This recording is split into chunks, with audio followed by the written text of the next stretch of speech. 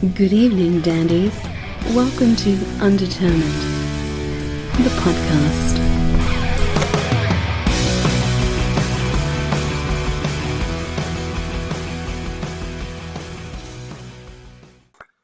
I feel like I'm at work doing IT support, like when I do work.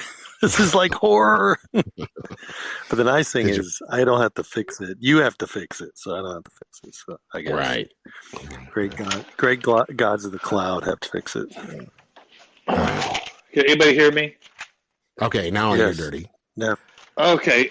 Well, where I live, I don't get great service. I live down by a river, but not in a van. Down by the river. Hey, how do you say your last name? Dwaleski?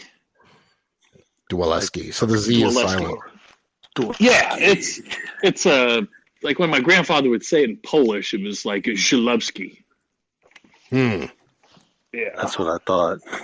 Yeah. We still can't hear Jeff now. Probably doesn't matter, does it, Jeff? That's Jeff screaming. We can hear him from downtown Dallas. He lives close to downtown. Let's see if I can get somewhere with better service. I knew it was going too well. That's Jeff. He's like in a Star Jeff. Wars movie or something. He's like, Jeff's kind of like Boba Fett, but he's kind of wimpy, though. We may have to do this on a hill. We all like get on a real high hill someplace and just think positive thoughts. Jeff doesn't cough. Hello? We are here. We are here. Okay. Oh, somebody's back in. Jeff's in. Neff. I just hit my mute button off and then on. Okay. That did it. Yeah, I guess so. I don't know what happened. Jeff's here. And Boba Fett has a shaved head, Steve. I was thinking of the Mandalorian. He was one of the clones. So he. That's right. All the clones had shaved heads. They did. There were a few clones in the clone movies that had long hair because they were like rebellious clones that escaped. And that's where I fit into it, right? You're the one that escaped. Yeah, I escaped. Now me and Craig have to take care of you. Yeah. Yeah. Well, See, yeah, you did a fine job.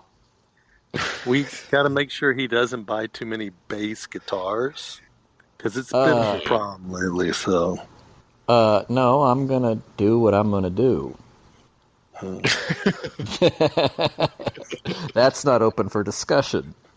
No, actually, I've been in the search for my forever basses. How's that going? what, 10 of them? It's never ending. Yeah. You know, I mean, you got to have a bass for every occasion. You know, basses to a bass player is like shoes to a woman. You know, Yeah. They can never have too many. Right. Yeah. So I have, and I don't even have. Craig has like 100 guitars. But yet I have 1, 2, 3, 4, 5 basses, and I'm catching shit from above. Oh no, that's not bad at all. No, That's not 5 bad is at very all. reasonable. Tell Steve 5 is reasonable. It's very reasonable. The comparison that I'm thinking of is a friend of ours, John Heinz, from the Big Old Nasty Get Down. I don't know if you're familiar with that cadre, but he records. He's got this like funk supergroup, puts together all the time, and records like George Clinton and stuff. But I think that guy, I think the last count that he told me he had was like 72. Yeah, Steve, you hear Bases. that? You hear that, Steve? Yeah, 72. Jeff, That's what it could I only be. have 10 guitars. You have 10 guitars, and you're getting on to me for 5. Okay, I have do you, Pieces John, do of you 3 see? or 4 guitars that if when I finish them, John, do you see the works, hypocrisy? right? I kind of do. Yeah. Yeah. I have 10 guitars and I don't even gig. I just, Now, See, I'm a hobbyist. In all fairness, though, I have expensive taste.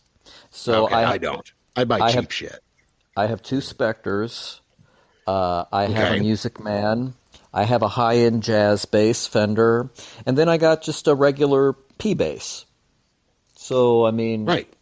the workhorse. It adds up. It does add up, but I mean, 5 is very reasonable. And I can actually break down and tell you what like my P bass is the only bass I have that's not active. So that serves a purpose. And then my jazz bass is both active and passive, and that sounds amazing. The Fenders are more for studio work. So you still got any Ricks, or do you sell all the Ricks? Okay, here's the thing. I have no use for a Rickenbacker. If I had a use for a Rickenbacker, I would play a Rickenbacker. But Rickenbackers sound very much... You can't get any other tone out of them than a Rickenbacker sound. And so, yeah. I agree with that. It doesn't work for either of the bands I do. And so I now, if I kept the Rickenbackers that I have, then I would have 7 basses. And then Steve would have more ammunition to give me shit. Right. What is ammunition? I don't know, man. You know what? I'm recovering from COVID. Give me a break. That's going to be my fallback all night. I'm recovering from COVID. Yeah. Yep. I always go for the what is it? What happens? That's my defense. Like roly-polies will go up into a ball and, you can't hurt them. Or, their peers can't hurt them. We can hurt them. But that's my roly-poly move. We're kind of like Godzilla to roly-poly. Yeah, we are roly-poly. Steve's the biggest roly-poly of them all. Or wood lice. Godzilla. Steve is the prodigal son of Godzilla and a roly-poly. Did you know that roly-polies are not actually insects? They're arthropods? They're crustaceans. Crustacean. That was... See, I was trying... Arthrop... Close enough. I'm not a fucking scientist, but I mean, they're crustaceans. They're like a land crab. I had never thought of that. Yeah, I hadn't either. I read a bunch about them the other day. They have blue blood. They're crustaceans, and they can drink through their butthole. So, I used to know this girl who could do that. If you want, I'll give you her number. Just call her roly-poly. I did actually. No, but I thought it was called arthropods because I'm thinking when you said they're not insects. Can hear me. There's Steve. We're talking about roly-polies and girls that drink out of their buttholes, Steve. What's your take on it? Oh, God. Jeff's not representing the Nowhere Jets in these comments. I just have to say that. We go off the rails sometimes. The part about the roly-polies is what I'm talking about. Drinking from their butthole. Yeah. Women that drink from their buttholes. Mm-hmm. Butt chugging. Roly-polies can butt chug. Good start here. The lost episode of Undetermined. No, it won't be. Trust me. Definitely gone into worse territory. Let me introduce everybody. We are talking to Jeff and Steve from the Nowhere Jets. Welcome, fellas. Also, hello. Dirty Steve from Solshifter is joining me as my special co-host tonight. And Dirty's never been on the show either, so probably going to refer to him as Dirty a lot. We got 2 Steves. That'll help, I think. I've been told about this faux pas before. Are you guys Fort Worth or are you Dallas? Dirty is Fort Worth, I believe. Fort Worth. Yes. But the Nowhere Jets. Oh, the Nowhere Jets. We're Dallas. Dallas. Mm-hmm. We're Dallas, right, Steve? Steve? I don't know. I think we lost him again. That's okay. I'm here. He'll log in spirit. Huh? We lost Dirty Steve? I think we might have. Who? I'm here. He's trying to find a hill. Dirty Steve. Who? Oh. Steve Jwaliski. So we learned the pronunciation. Anyway, we'll move on without him. I guess it's fine. Yep. We got 3 of us here. He'll pop in when he's, He'll pop in. We're kind of like a power trio now. We're like Rush or Triumph. But we're like Rush or Emerson, Lake, and Palmer. I love Emerson, Lake and Palmer anyway. So anyway. I do too, and I love Rush too. Yeah, I do too. I'm not as big of a Rush fan as a lot of my friends are, though. They're kind of one of those bands I think I missed the boat on. I mean, I know all the hits and shit like that, you know. Right. And a couple B-sides, but just never really got into the catalog. By being a bass player, of course, they've always been a band that's been in my top 5, but they're not a band that I've consistently listened to like some Rush fans do. It's always a band that like every 4 or 5 years I'll drop in and revisit and think to myself, my God, that this shit still holds up. But I don't think I could listen to Rush all the time. I think it might induce head trauma. Yeah, I can see that. It's very cerebral. Yeah, a typical co-host, Matt, would disagree. He's a die-hard Rush fan. Oh, yeah. It's hard, but there are certain bands like that, a lot of bands like that, like Tool fans, you know, too, especially, too, and, you know. I'm sorry, I was never good at math. Yeah. So I'm not a big. I like to enjoy my music and not have to have a abacus to listen to it. Yeah, a slide rule. Tools and Abacus band. Yeah, they're an abacus. Isn't that a Genesis song? They did a cover of Abacus. That's what it is. With little dolls that danced around in the video for.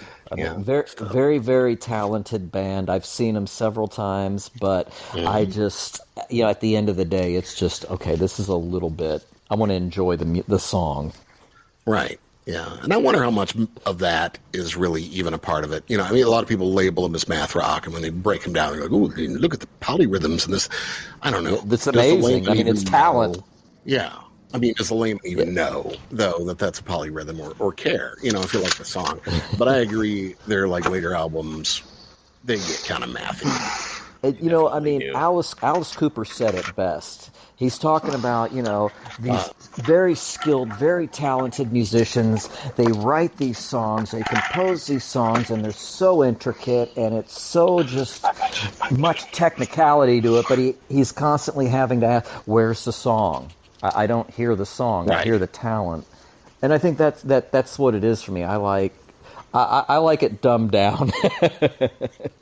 No, I definitely agree, and I like pop music for that reason. Mm-hmm. Exactly. And I mean, so many groups get lumped into that pop music category, but really, I've said it before. I mean, pop just means popular, and it's in a lot of cases it's popular for a reason.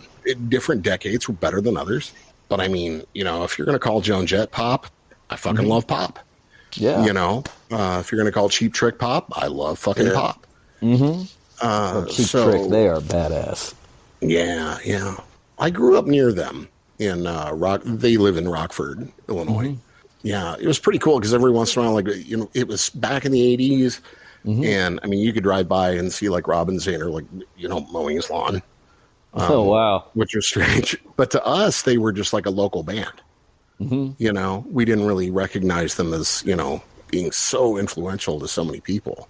They were just like those guys. They played at the fair all the time. I'm going to have to cut in here and say Cheap Trick's my favorite band. I got to do it. Really? My dad met them on a flight, and they thought they were a soccer team, and I guess they started talking to them. He goes, I met a band called Changing Times. And somehow we figured out it was Cheap Trick, and then we went and saw him at Six Flags. Me and Craig Reeves, Nova Craig, and we saw him on one-on-one tour, and the Next Position Please, which was probably at their lowest point. But dude, that's when they grabbed me, Yeah, and you don't have to be there at the inception or anything. Because, I mean, I think, at my age, I think it was about 13, I caught him at the county fair, is when they did that album with, the Flame. Yeah. Yeah. Oh, yeah. I've probably seen him a dozen times, and I think Craig's seen him like 1,000,000 times or something like that. Yeah. So, Craig is. He would be all saying that rough. He was. But the other thing I'll tell you about Illinois, dude, some of my favorite bands, Trick, like Triple Fast Action, Local H. Oh, yeah. The Blues Brothers. No. Let's see, who else? I mean, they're was from thinking about Cook this other County. Smoking Popes. I like them. They're from Smoking Popes, they were great. Aren't the Smashing Pumpkins from Illinois? Yes, they are. Yep. That's They're from Chicago. But Chicago's got a killer scene. They do. They do. And pretty isolated, but still great. Yeah, I was really into like Wax Trax records and industrial music out of that area, Ministry and that's true. Roadkill Cult and Pigface and those bands. We've had a lot of them on the show due to the fact. But I got into Ministry on the Rape and Honey tour and stuff. Yeah, and Rape and Honey. And kind of before I did, alternative rock and stuff, I did thrash metal. And one of the bands we played with was called Rigor Mortis. And Mike Scascia, I remember seeing him at one of those Ministry shows. He was talking to, what's his face? The main guy. What's his name? Al Jorgensen. Al? And then he starts playing with him, and I'm like, man, how come he gets... Anyway, apparently he grew up with Al. He grew up with Al, and then he did the whole Ministry thing and stuff like that. So, anyway, got to play in Ministry, so that's cool. Yeah. Nice enough guy? Yeah, he was crazy. Dude, all three of them, all of them were nuts. Dude. The Rigor Mortis guys back in the day. So I used to play in a band called Rotting Corpse, and we did some reunion shows in 2005 and 6 with Rigor Mortis. And I remember we played in Houston, and Mike came up behind me, and I think he had been drinking a little bit, and he picked me up, and I thought he was going to choke me. He's like, Mike, put me down. He's like, but I think it was friendly in a Frankenstein kind of way. But no, he was a nice guy. He was a cool guy. He just, man, he was amazing. Even in later times, to watch his right hand, how it was insane. And anyway, I've gone off on a tangent, but no, Mike's a good guy. And when he passed away on stage at the Rail Club in Fort Worth, the drummer Rotting Corpse was standing like right there in front of him. Yeah, dude. And God. I literally. I was about to go to that show, and I don't know, it was weird. I almost went, and anyway, so we went to his thing, and he basically had kids. I just lost it right there. I was like, fuck, but yeah. Anyway, so yeah, he passed away literally on stage about a week before Christmas. And holy shit, I never knew that. Anyway, but he, you know that story? No, I didn't. I didn't even know he died in Texas. No. I knew he passed away, but I didn't really look that much into it.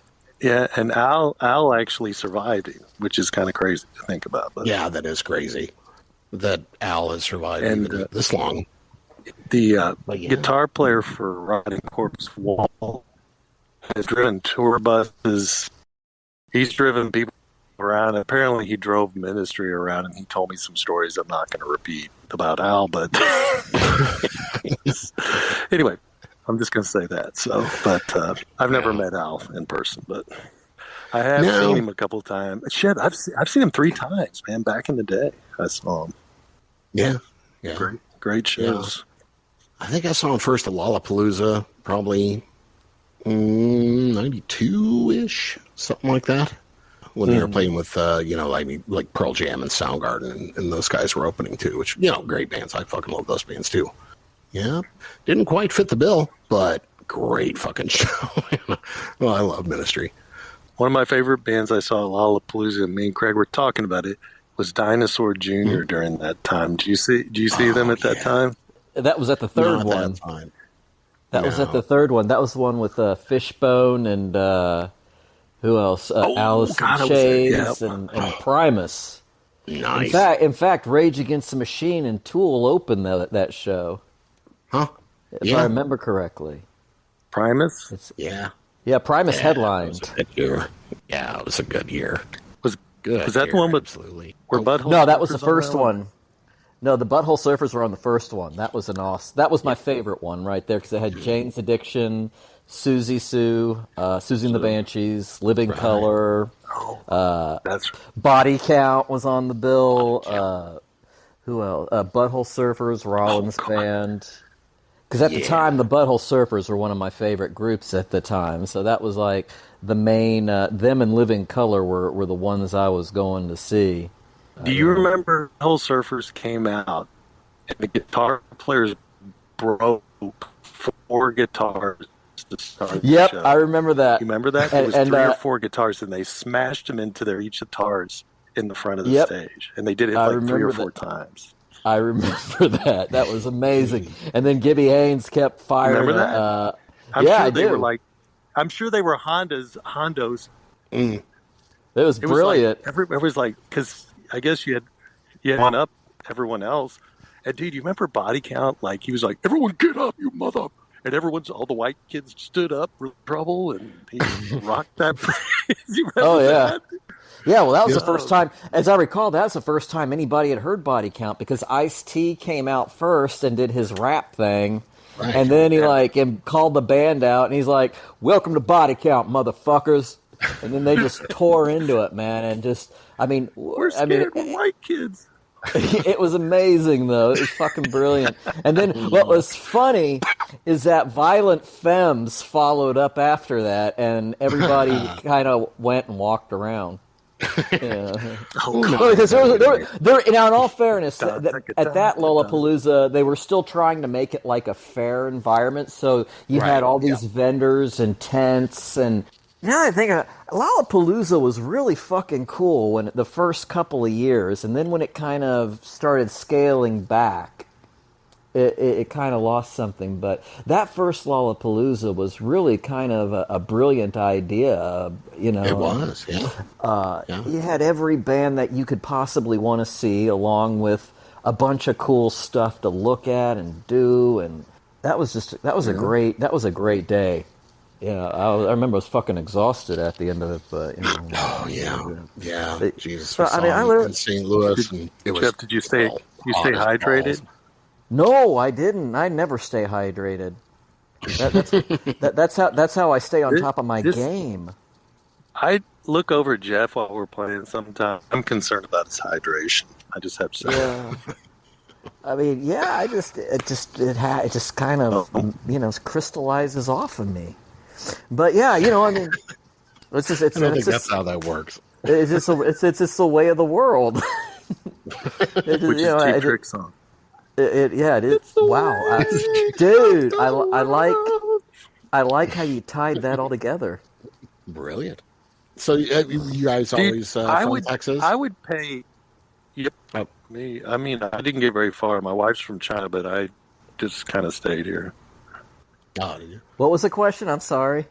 Oh, sorry if I interrupted. You guys always from Texas? Born there, or I was born in a crossfire hurricane. No, or Iowa, whichever's better.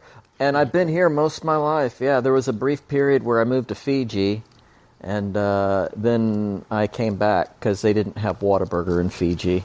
Oh, yeah. That's a bummer. Yeah, that's tough, Jeff. Whereabouts in Iowa? Davenport. Quad Cities. Shit. Yeah, I'm from Davenport. In fact, you mentioned Rockford earlier. My dad had a pizza restaurant in Rockford in the early 80s called Celebration Station. I've been there. Are you shitting me? There. No. I grew up in Morrison, Illinois, on the Iowa border. Okay. Oh, wow. Yeah. We're practically fucking neighbors. Yeah. It was like an hour away. Davenport was the mall. That's where we went to go to the mall. It was like an hour away. Yeah. Yeah. The Quad Cities. Anywhere. Wow. Davenport, Bettendorf. I've been to that mall. Yep. I think there's only one. Or there was then. Yeah, there was then. And people came from all around. Yeah, I went to the Camelot Music there. And that's where I bought my records and shit. Yeah. My mom, I had to go, if I had to walk through Yonkers with my mom another time, I would have fucking puked. Yeah, oh shit. But yeah, it was cool, man. I liked it. My memories are really, I was really young, so it wasn't like, I was very young, like 3, 4. Mm-hmm. But yeah. So my dad had that restaurant, Celebration Station in Rockford, and we're from Davenport. So yeah, Rockford was like 45 minutes from Morrison or so. Okay. County seat, like Whiteside County, right on the border. You know where like Clinton, Iowa was? No, Probably I'm not real. Yeah, I was real young when I moved here. Yeah, right across the river from Iowa. This is Okay. essentially where I was. Yeah. So yeah, that's where we went, man. It's the Quad Cities area. Oh yeah. So it's halfway between there and then Chicagoland. So, in the middle of nowhere, in a cornfield. Here's a little bit of trivia for you about Davenport. Little rock. I'm going to tie it into rock and roll here. Kiss actually was recording their Davenport show for outtakes for the Alive album. Now it wasn't. I don't know if they used any of the recording, but there is outtakes of Alive out there from the Davenport, Iowa show. Huh. I wonder if I went to a Kiss show when I was young. It was one of my first shows. When I was about 13. So I wonder if that was it. This would have been 1975. Oh no! I was a year. So I was 2. So, okay. But I mean, Kiss is another band I love, and I mean, I guess Steve, were you ever a Kiss fan? I mean, you're of the age, dude. We were so big in Kiss. I still remember going to the grocery store and get my dad to buy Dress and Kill on vinyl, which I don't have anymore. But I do. We had, dude. I'll tell you a story about. We used to drive. Can you hear me? Yeah. Can anybody hear me? Hey, Dirty! Did you get to the Can you hear me? We can hear you, dude. Well, I came back to the house. I sat up there for a while listening to this podcast, and I was listening to everything. I kept speaking and stuff like this. I'm like, man, I'm just going back to the house. I'm going to drink. You're annoying. Like, oh my God. Well, that is a solid plan. Dirty Steve, everybody.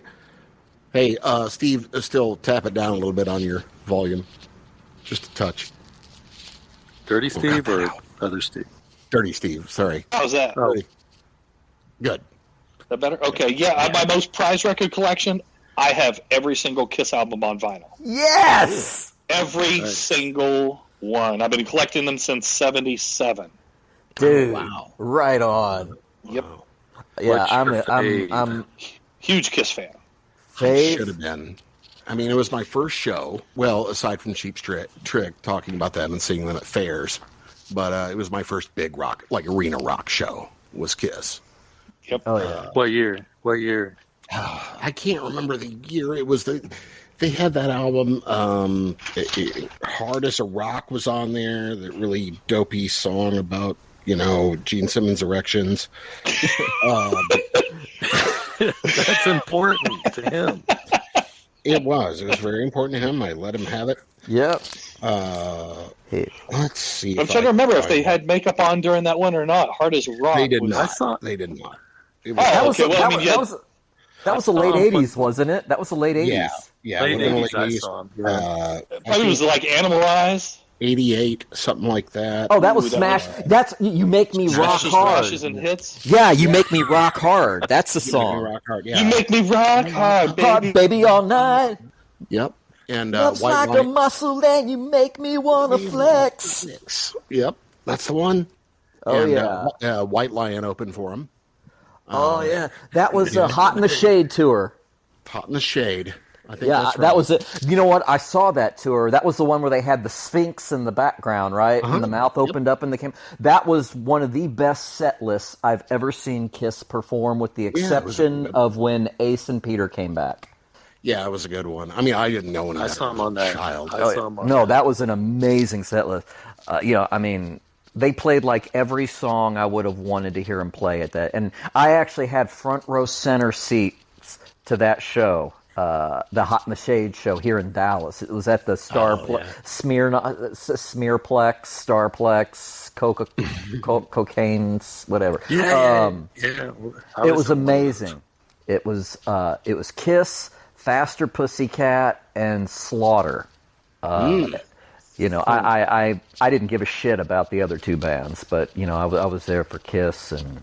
Yeah, it was amazing. I mean, it was just the biggest thing to me, just at that age, too, just remembering that atmosphere, smelling all the weed in the air and all the weed, hearing the bottles break on the floor, the cheap perfume and the titties. Yes. Oh yeah. Titties. Yeah.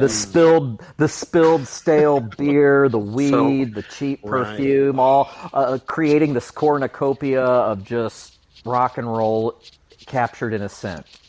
That's right, man. It was the 80s, and I was down with the ladies. Yeah, exactly. Exactly. Yeah, I would have been too, but I was 13, so. I think Dirty Steve had the best hair in the whole group, right? I've seen a picture of you from the 80s, and you had excellent hair. Dude, did you have the Randy Rhoads? Is this true, Dirty Steve? Probably lost him again. But I can attest, yes, it was the Randy Rhoads kind of perm. The permy with the bangs. See, I had the jet black, long, floofy, curly hair. Okay. See, I was still a metalhead. I was still a metalhead at heart, but I think I had the Happy Mondays hair at that point.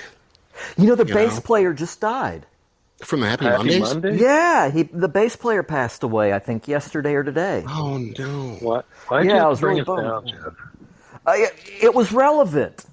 Yeah, it is relevant. I didn't kill the Happy Mondays were amazing. They were part of that early 90s, late 80s Brit psychedelic acid kind of funk. The Manchester scene. Yeah. They were great, the Happy Mondays. I was into that. I was into that as much as I could be, being from the Midwest, and flyover country. Yeah. There was another band that reminded me of them, and I can't remember the name of them. Oh, but anyway, else was I into? Probably Soup Dragons and the Happy Mondays, and I was into New Order. We were into all that too. The Dandy Warhols kind of remind me a little bit of that, harkening back to that sound and that time. Yeah, and they were just on tour too. Yeah, they're a great band. Yes, they are. Yeah. What's that one called? What's that one album? Welcome to the Monkey House. It was about 20 years ago. Mm-hmm. Nick Rhodes produced that. Oh, did he? Yeah, I believe so. I didn't know that. I believe so, yeah. So when did you guys get together, start playing music? We got together around the time that COVID came out. No relation. no relation. Yeah. We didn't start. But Craig and Steve actually had been working on it before they brought me into the fold, and the drummer at the time. And I'll let Steve take it from there. It was a Rotting Corpse. I started with a Rotting Corpse drummer, and Craig had played together since we were in high school, listening to Kiss. But no, we just kind of started out of the COVID, and luckily we didn't get. It's fun. We didn't get sick till 2021 with it, but we just kind of were careful, and we pulled some. I had a '80s power pop band called Ultra 86, so we pulled some songs from that, and I wrote some new songs and. Craig wrote some, and we just kind of threw together and made, recorded in December of 2020, which was kind of an accomplishment considering the world had gotten kind of messed up. It was crazy because it was like when it first started, the first couple of months, it seemed like all it was in life was going to Nowhere Jets rehearsals and working on the songs and getting in there and getting that EP out. There was a lot accomplished, very short period of time. Yeah. Well, and I was listening to some of the other offshoot bands and stuff of Nowhere Jets and like you say Rotting Corpse and Midnight Murder. Yep. Things like that. Seems like a divergence from that, I suppose, from a lot harder music to more like power pop or power punk or pop punk. Yeah, something like that, which I dig it all. You know what's funny is Craig and I. I started off playing metal, Corpse, and then Craig and I formed a band called Process Revealed in the late '80s, and we just recorded one of the songs from that Progress, and then Craig went off and played in the Bat Mastersons, which had a couple little indie hits, but you probably never heard of them. And from there, we spiked off, and Craig did Novachrome. Which, if I think you would like Novachrome based on what you told me. And then I did Ultra 86, which was just kind of a demo thing. And then and then Craig kept playing Max Cady. And Max Cady, they called me in, I played bass. I never practiced with them. They literally were telling me notes in the studio of the songs, and I was just playing them and punching in. And they released that. And then Craig went on to Scary Cherry and the Bang Bangs. Well, Yeah. I think Scary Cherry is probably a bigger influence on the Nowhere Jets because I basically stolen that band because Jeff was the bass player. Okay, I'll be in a second. I'm getting. Oh, do you need me? Do I need to? I'm in trouble. I'm in trouble. So anyway, make sure you put that in there. So, but anyway, I think I have to go pick up my daughter from some. Jeff can tell you the rest of the story. Hey, and also I'm gonna tell you real quick before I leave. We just finished our second EP, and we're gonna have songs from that coming out and stuff. Hopefully, the Steve will come in and when I disappear and take my place. Yes. All right. Talk to you guys later. Love you. Bye. All right. Bye, Steve. Bye. Okay, now this is the real shit. Now, no, I'm kidding. Whew. Glad he's gone. Yeah. No. Now let's talk about him. No, just kidding. Yeah. Steve and I are the goofy wing of the Nowhere Jets. See what I did there, wing? Yeah. Oh, yeah. I'll have to think about it, but yeah. Yeah, but I mean, yeah. So Steve pretty much came in, and I wouldn't say poached the Bang Bangs. The Bang Bangs went on for about another year before that ended. But yeah, I mean, it just kind of came together very,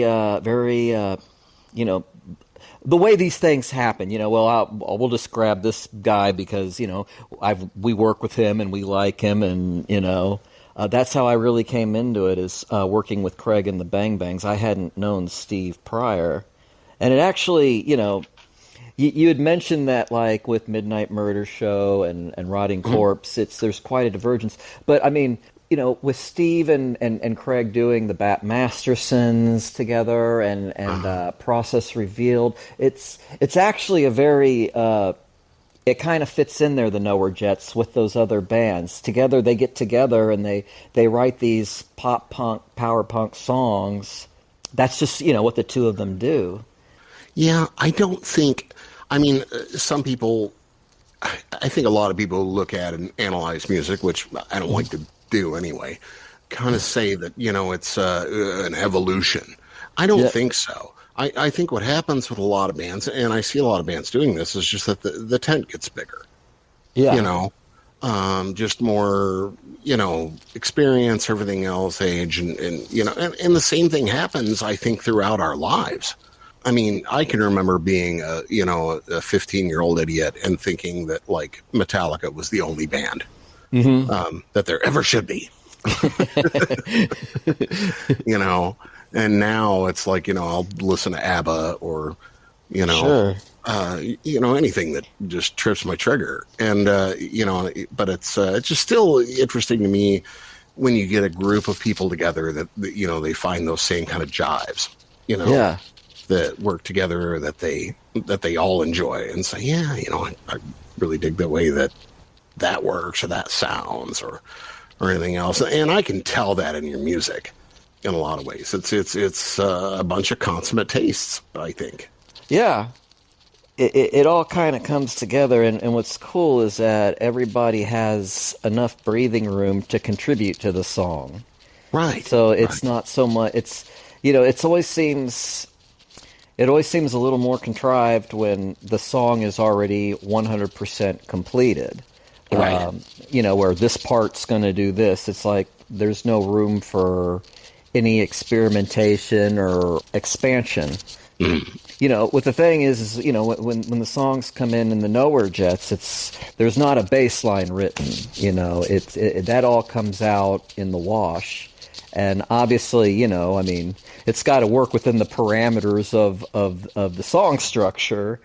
but it definitely makes it. I hate to say the word organic because you always hear that word used in every single discussion about songwriting. Bruce is such an organic process, and it's right. Yeah. But I mean, I hate to say it, but it's organic that way. You know, when everybody puts something of themselves into it, you truly have a very human product. Mm-hmm. If that makes sense. No, it absolutely does, and it's like you know, we are organisms. So that comes across as organic, but I mean, it's, you know, also the thing where you know, you kind of look at the way that it just kind of reminds me of a movie line I heard one time. And it's like, you know, where somebody said, "Don't take it personally." And it's like, well, I'm a person. How else am I supposed to take it? That's a good line. Yeah, it is. I can't remember what film that's from, but it always stuck with me. And it's like, it's just that. Excuse me. You're good. That wasn't a bong rip, I promise. That's all right. Well, it's legal here. Not quite in Texas. Yeah, not quite. Not quite. Not quite. Do they still even give a shit there? I don't think it's arrestable. I think they just confiscate, catch, and release after, you know, up to a certain amount. Technically, they can, but you know, most of the time, I think the police now pretty much, if it's under 2 ounces or an ounce or whatever that magic number is, they'll just take it and smoke it themselves. Right. We're going to dispose of this. Yep. Oh, right. We'll get rid of this for you. Don't worry about it. Yeah, don't worry. It's none of your business. It doesn't belong to you. Yeah. Do you want to go to jail? No. I love that one. Do you want to go to jail? Yeah, please. 3 hots and a cot. I'm all over that shit. I don't know, what color do you guys wear? Oh yeah, I look good in orange. I think Dallas is orange. Now I it's been well, it's been never. But I think Dallas is orange. Hey, Dirty, do you know if Dallas is orange? Dirty. I heard him laugh for a second. Then we lost I thought we had okay. Steve, Dirty, Mom. No, okay. I know it's orange in Missouri. Yeah. I think that's kind of the standard. I think so. Yeah. Yeah. I went to the Clink once in Plano, which is a suburb of Dallas, and I don't remember much except that I wasn't planning on going to jail that night, and so I was commando. And just feeling as I'm sitting there in that jumpsuit, praying to God that they washed it, you know, before they gave it to me. But they also gave me these like flip-flop sandals. Yeah. And I'm just like, I hope they spray. I'm just imagining myself getting syphilis, getting athlete's foot all in one fell swoop. I'm only sense for a week, and you give me a lifetime of STDs. Yeah, right. And all I had was a fucking roach in my ashtray. Steve. Hello. Yeah, there's Dirty. Hey. Oh my gosh, this technical issues. But hey, do you know offhand? Does Dallas County have orange jumpsuits for the inmates? I'm pretty sure they do. I mean, most people they definitely out here in Parker County have orange and white. Oh yeah. The Where's Waldo kind of look. Yeah, they get the old school stripy looking things. Yeah, right. Do they get the cool little hat too? and the ball and chain on there. Where's my bring it back. I'm but all right with that. But I don't know anything about that. Well, what I do for a living, several times I have to go into a jail to get inmates sometimes for 911 calls, and that's a whole. Oh, that's an interesting subject right there. The women are horrible. Oof. Really? Oh, when you go in on their side, I'm going to tell you what, they're hooting and... Is that why they call you Dirty? Steve? We lost him again. Dang, dude. I wanted to hear... I was about to egg him on. I want to hear some stories about women's jail. Yeah. I mean, especially that shower. Mm-hmm. Yeah. Dude, women in prison movies, let me tell you. They always have the nicest switchblades. They have the nicest switchblades. It's like, how did you get that in there? Well, we know. I guess we know. The old prison pocket. Well, that's a new one. I haven't heard it put that way before. No, yeah. Stick that in your lexicon. I just might have to. She got a beautiful prison pocket. Look at that. What are you talking about? Nothing. What? Nothing. What? Mm-hmm. Steve, you got to come back and tell us some women in prison stories. Yes. Might have to be a separate podcast, even. That could be. That's a whole nother show on a whole nother dedicated topic. It is. We've got time. So you guys got a new EP coming out? We do. It's the Nowhere Jets EP2, yet untitled, but we've got some good ideas. And what we're going to start dropping singles, I believe, next month, actually. Sweet. So, yeah, I believe the next single that's coming out, if I'm not mistaken, is going to be called Beijing Space Girl. Nice. Yeah, I'm really, really happy with how, we were talking about, expanding the tent. We expanded the tent this time. It's true to form, but I think just as a band, we've grown as a collective, in that the songs just are a little more mature, but they're the same, brand of power pop punk that we did on the first EP. Hello? Oh, I thought I heard him come back. No. But yeah, so we're all excited. We just heard the final mixes this past week, and we're a happy band right now, we'll say. Sweet. So when's the drop? I believe we're going to drop a couple. I think we're going to do 2 or 3 singles, and then the drop I think is going to be in October. Okay, cool. And I may be completely slaughtering this. This was told to me by Craig the other day when I was still kind of down with the sickness, if you will.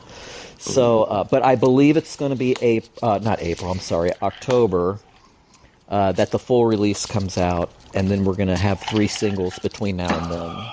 And I believe Beijing Space Girl will be the first one. Sweet. Yes. Hey, so, and I wanted to know, I've been looking all over, too, on your socials and shit. Do you guys have a Bandcamp or anything for purchases? Or what's the best way to buy Nowhere Jets music? Space Cadet Jet Distro. Okay. That's a mouthful. That's a mouthful, it is. That's a mouthful. It's our own distribution. And we have a website. And I'm looking for that right now. I blew it. I was thinking I was going to be all together and professional and all that, and I don't have my shit together. No, wrong show. Yeah. But that's not how you operate. Yeah, right. But it's Space Cadet Jet Records. So yeah, it's their own distribution. I'm trying to see if I have a website. If Craig were here, he would have this. Yeah. He had to think of him. But no, it's fine.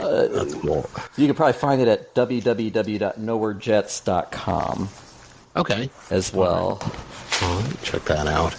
But you got vinyl? We do have vinyl. That's launch, and we will be doing vinyl for the new one too. Oh, cool. Yes. I love this sort of tactile thing, having the record in my hand. There's no other medium for rock and roll that is better than vinyl. All the way across the board. I mean, you got the album art. I mean, how many times did we sit there looking at the album art while we listened to the record? Rock and roll sounds great on a turntable. There's just something about hearing the needle kind of crackle and you have the music going. It's the best experience for rock and roll. Oh, yeah. Yeah. So, Like they just, so many times I remember laying on my floor as a kid and looking at like His Majesty's or Her Majesty's Secret Service or like any of these covers, like Sergeant Pepper, and just studying those. Those, every little picture, every little inch. That was just as important to the experience. Well, and cool stuff used to come in albums too, like posters and tattoos. Yeah. Kiss stickers. Kiss did tattoos and Alive too, and a big poster. Yeah, that's right. They had the Love Gun. Saturday Night Fever had the dance steps. Yeah, I don't even remember that. That's crazy. I still have my mother's, when she bought Saturday Night Fever, I still have that album too. Yeah, the album posters were the best too. You couldn't find them in stores, and they were the coolest art. Mm-hmm.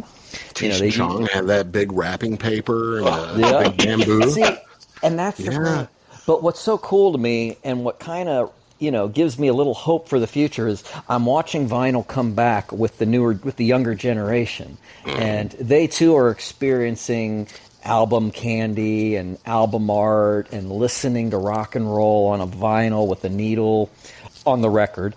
And to me that's the formative years right there. I don't know how intrigued I would have been by a lot of these bands if I just got on my phone, pressed a button, and heard the song, and it was this anonymous entity playing the. I still would have loved the music, but it would not have had the fascination, that like staring at Led Zeppelin 4 for an hour, trying to figure out what is this and why is this guy standing there in the middle of the field with a bundle of sticks that he can barely hold up. What is that? Is that weed? Why doesn't he put that shit down and go home? But it's like, and then it's like, oh look, it's actually a picture on a wall that's peeling. It's like, and you open it up and there's more art, and it's just, I just remember my eyes just always saw something new on every album cover. Yeah, and and like you hinted at, the mystery of it. It wasn't so cut and dried. You couldn't just watch a live performance of them trying out a new song that they'd never played before and sound like shit and be like, skip that band. Yeah. And it's like, no, it wasn't like that. Yeah, you had the mystery of all of it. And we were never let down, I don't think either. Maybe a couple cases, but I talk about being let down sometimes when you heard like a single and the only way to get it was to go out and buy the LP. Oh yeah, and it was like, the rest. The only good song on the LP. Right. You spend 2 weeks worth of allowance just for that one fucking song because you can never get it recorded off the radio. Right. But you were never that butthurt about it. You were just I obsessed over win it. some, lose some. Yeah. I obsessed over it. But it's like, I don't know. It's just everything is kind of handed to you now to where it's like, even if you want to know the set list in advance, you can get on a website and it's like, I can remember going to concerts one, I wonder what they're going to open up with. I wonder. Right. Now you never get that element of surprise, because if you are able to contain yourself and not go to those set lists, the asshole that's sitting next to you or in front of you did not, and he's like, oh yeah, they're going to open the show with blah, and then there's going to be this and that, and it's just like, well, fuck, I'll just go home and watch YouTube. Yeah. Oh, he's mansplaining to his girlfriend. Yeah. And I've been guilty of that, and looking up shows and like. I do too. Like, I want to check the set list. Who was it? I went to go see Squeeze. And, how was that? Oh my god, it's so fucking great. They haven't lost. They are fucking. Their chops are incredible. They're still on it. But I was such a fan of theirs when I was younger, my brother and I were both huge Squeeze fans, and I lost him recently a couple of years ago, and I took some of his actors to the show and sprinkled them on the floor. That's all right. Nice. But I sprinkled them on the floor of the show in Del Mar, and but I had to look at the set list, and then after I did, I was like, I felt like such a whore. Yeah, no, I get it. Yeah, same thing. Like, why did I do that? I should have just been, surprised. And because I knew they were going to play what I wanted to. You're going to hear, Pulling Muscles. You're going to hear, like, sure, yeah. You're going to hear all the hits anyway. But I felt like such I felt like such a piece of shit for even looking at it. I know that feeling. I went and saw the Rolling Stones. They're one of my all-time. They are my all-time favorite band, the Rolling Stones. And I went and saw them back in November.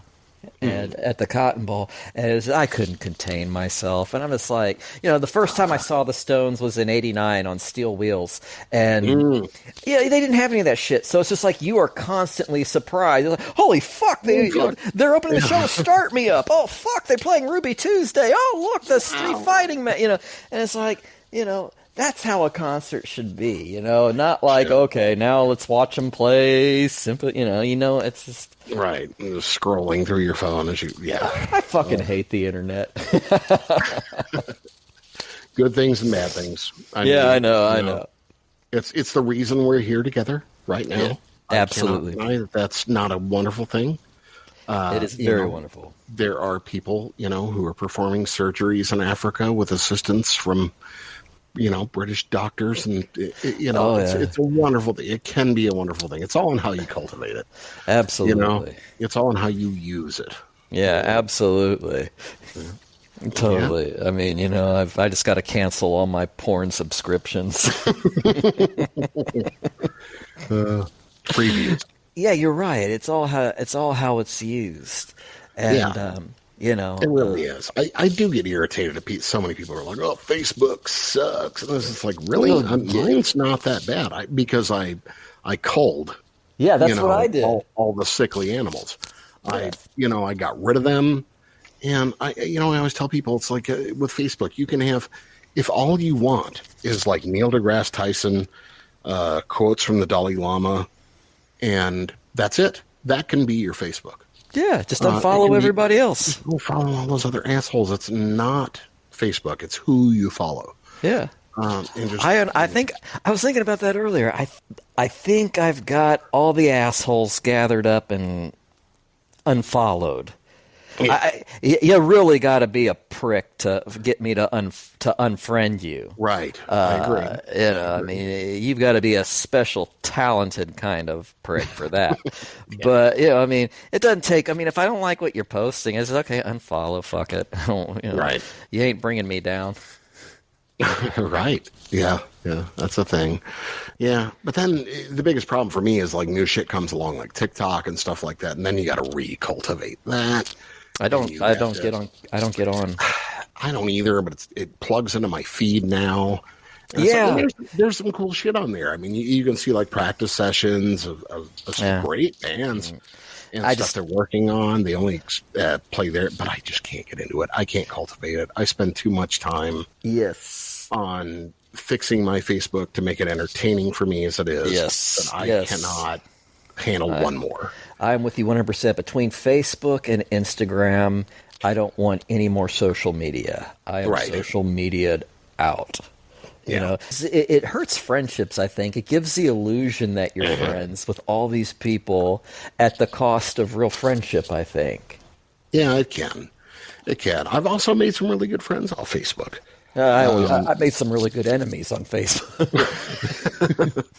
No, actually, I don't make enemies. Yeah, but only through the show. That's the only way I really made those friends. And they're different bands, and they're obviously in the shit I'm into, and they're obviously playing music I love, and we've met a lot of groups that we've had on the show as a result. That's really cool. And they've become close friends. I mean, especially the metal scene out of Kansas right now.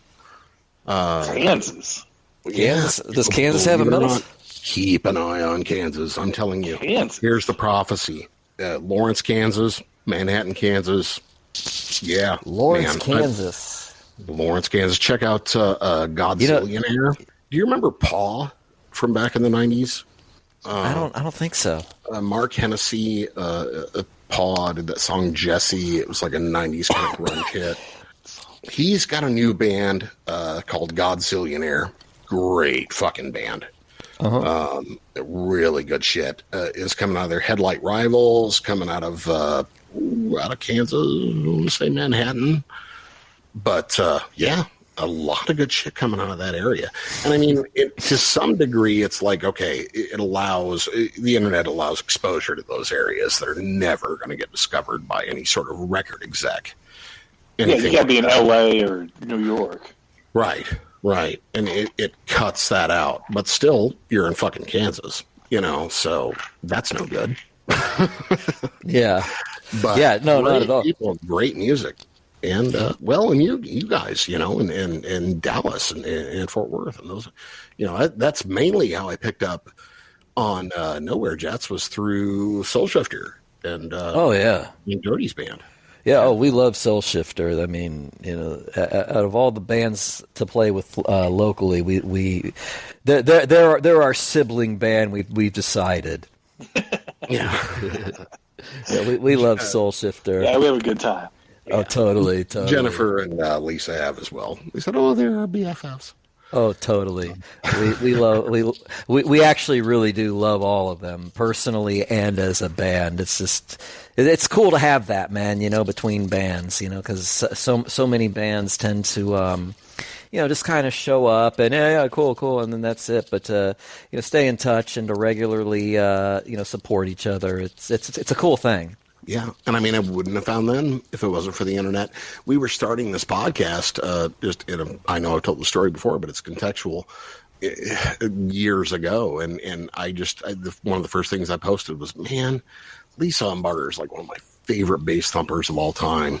Mm-hmm. And I was like, I'd love to have her on our show if it ever takes off. And I tagged her in it. And I friended her on Facebook just like as a fan, mm-hmm. And she messaged like immediately. She's like, I'm down. I was like, oh, okay. And we were novices at the time, didn't know what we were doing. We hadn't really kicked it off. But she was like one of our first big guests and such a great lady. It was a fucking awesome episode. And, but yeah, we wouldn't have picked up on it if it wasn't for those like Facebook connections. Mm-hmm. Hey, Steve, yes. Was the first time we played a show together, was it Nowhere Jets or was it the Bang Bangs? It was at Six Springs, but I can't remember. Hello. Did we lose them again? I think we lost them again. Oh. We might have. Tell the story from your memory. Well, I always thought that we just played with them with the Nowhere Jets, but as we were talking and Steve was talking, I remembered the first time, and this is actually how the ice was broken, because generally I'm kind of more, in person I tend to be a little more quiet and reserved. So, and I'll when people talk to me, then I'll kind of come out and talk to people and say, but I had showed up, and I had made a skateboard deck pedal board. I had taken a skateboard deck and turned it upside down so you could see the art. I mounted my pedals on it, mounted the power supply. Anyway, they were all so complimentary about it that I was just like, oh, I love this band. These people are awesome, man. The ice was immediately broken. I was talking to them. They were talking to me. Then everybody else was talking, and my memory is that I was playing with the Bang Bang. Craig and I were with the Bang Bangs that night. But then I think to myself, well, wait a minute. Maybe that was a different night with the Nowhere Jets. So I can't remember, because I know that pedal board was short-lived. It wasn't practical. I mean, I was trying to go smaller. Is what it was. It's just the worst thing in the world for me is load in and load out. So I always I'm always challenging myself. Can I get everything in one trip? Can I get everything out in one trip? And so that's why that skateboard deck doesn't it. But I just remember the first night I used it, I thought I used it in the Bang Bangs, but then that would have been Solshifter, because that was the first time, and they were like, because I was kind of like, no one's going to really notice anyway. And then they were just like, oh my God, that is the coolest pedal board we've ever seen. I'm just like, well, fuck, we're pretty much family now, aren't we? Right. That's all it takes from me. Just, give me one stroke and I'm your brother. Right. Yeah. Just be nice. Just be nice to me. Oh yeah, that's it. Just I agree. You got any other shows coming up with them, or Solshifter? I don't know offhand. I know the Nowhere Jets. We're playing in Oklahoma City next Saturday night. Sweet. And then August 4th, we're playing with the Rumors in Dallas at Double Wide. August 13th, we're at O'Reilly's in Dallas. I'm trying to think how far out it goes. If I pull up my calendar, will I totally fuck things up on my phone, or does this? Okay, so we won't do that. But anyway, I got us all the way up till August 13th. I think there's one or two more booked after that, but I can't think offhand. Sweet. Everything's on. See, that's the thing. Every piece of information I need for this chit chat is on my phone, and I can't. I'm thinking to myself, "Fuck! I should have written this shit down." It's better just to wing it. Yeah. So, y'all hear me now? yeah. Hey, Steve. Steve. Okay. So do you remember the first show we played together? I had the skateboard deck pedal board. That thing was badass. We were admiring that. Yeah. Was that a Bang Bang show, or was that Nowhere Jets? Or do you not remember either? Yeah, I still swear that the first time I saw y'all, it was Nowhere Jets. Okay. So it must have been the Nowhere Jets then. For some reason, I was mind fucking myself, thinking, was this the Bang Bangs that played with you all? But if it was the Nowhere, if you remember Nowhere Jets, I'm gonna go with that. I have that skateboard deck. If you want it for a pedal board, by the way, I wanted to go smaller. Steve, And we lost him again. dang dude. You know what? We're getting vital information at least. We are. It's sort of like a World War II decoding machine. You're right. One that kind of comes in and out, but always seems to make the grade and keep us safe. Right. Yeah, he keeps it on. He just pops in to put it back put the wheels back on the track. Yep. I count that as a co-host. That's good. Definitely. That's the best co-host ever. Good enough. So, what about merch and shirts and shit like that? Because we have that's going to be Space Cadet Jet Distro. Okay. I wish I could remember that fucking website. But we have merch galore. We have shirts. We have Beijing Space Girl shirts that are, for the new single that are, I think they're already online. Cool. We have Nowhere Jets that have our logo. It's Steve's Facebook page cover. With the Cheap Trick type. We have that, yeah. Actually, I think that's sold out now. But we have it's got the turquoise and the and I think the pink swirl with the Nowhere Jets in yellow. The kind of comic looking. I love that. That's cool. Oh, look at the pretty colors. Mm-hmm. And we got hoodies, we got hats, we got T-shirts, we got pins, picks, stickers. I mean, we got merch out the yin yang, and there's going to be new merch coming too very shortly as we release these singles and the next EP. We're real big on merch. We kind of come from the KISS school of thought. If we can put our name on it, and put it out there. Yep. Yeah. And I like those kind of like niche things, the picks and the, absolutely. Things, shampoo. Absolutely. I mean, everybody does shirts. To me, a successful merch booth should have shit that no other band has thought of yet. Right. I mean, I don't put a lamp up there. Fuck, I mean, Kiss did a casket. I mean, so that kind of makes the possibilities endless at that point. Right. Yeah. Just put the name on it and put it out there. Yeah. And so I'm a firm believer in that, and we're constantly thinking of new ideas, and we also want it to be quality too, and have cool imagery and stuff. So it can get interesting. The worst thing in the world is walking up to a merch booth and it's black and white. Yeah, sad. You got two options. Right. That's it. Yeah. So we like to have fun with it, though, and there's some joke shirts up there too. We said early on, I think before the show, Steve has nicknamed me Neff, with a 3, not an E, and and he made a shirt that says Neff on it, and it's in blue. Yeah, it's in blue because we all wear different colors in the Nowhere Jets, and I wear. Lisa wanted me to ask how that comes about. And, how do we choose our colors? It was really Craig's idea. He had Craig's really good at image, and he's like, when I first heard about it, I'll be honest, I'm like, we're going to look like the fucking Teletubbies. But, after a couple of shows and seeing pictures and seeing the lights, I'm like, actually, this is a really fucking cool concept here. Yeah. So Craig is purple. He dresses in purple head to toe. Mm-hmm. Steve is green. I'm blue. And our drummer is in red.